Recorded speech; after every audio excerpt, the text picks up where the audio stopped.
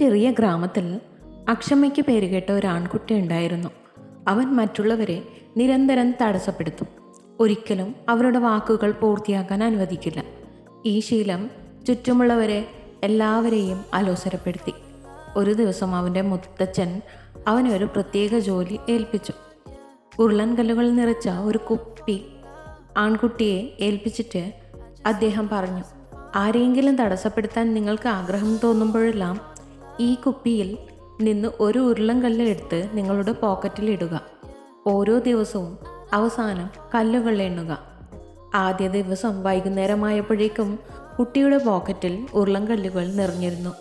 താൻ എത്ര തവണ മറ്റുള്ളവരെ തടസ്സപ്പെടുത്താൻ ശ്രമിച്ചു എന്ന് അവൻ മനസ്സിലാക്കി. അവൻ തന്നെ മാറാൻ തീരുമാനിച്ചു.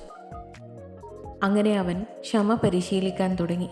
തുടർന്നുള്ള ആഴ്ചകളിൽ അവൻ ഓരോ ദിവസവും പോക്കറ്റിലിടുന്ന ഉരുളൻകല്ലുകളുടെ എണ്ണം കുറയാൻ തുടങ്ങി.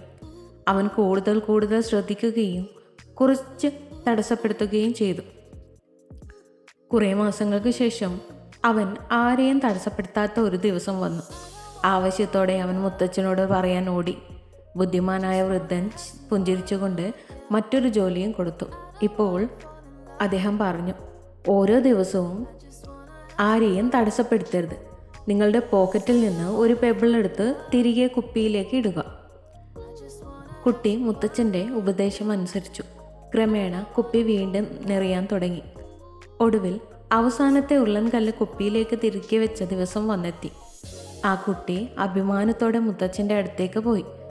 മുത്തച്ഛൻ കുട്ടിയെ നദിക്കരയിലെ ശാന്തമായ ഒരു സ്ഥലത്തേക്ക് കൂട്ടിക്കൊണ്ടുപോയി പറഞ്ഞു, എൻ്റെ കുട്ടി, നീ നന്നായി ചെയ്തു. പക്ഷെ ഓർക്കുക, കുപ്പിയിൽ ഉരുളൻകല്ലുകൾ പിടിക്കുന്നത് പോലെ നീ തടസ്സപ്പെടുത്തിയ ആളുകൾ അവരുടെ ചിന്തകളെ പിടിച്ചു.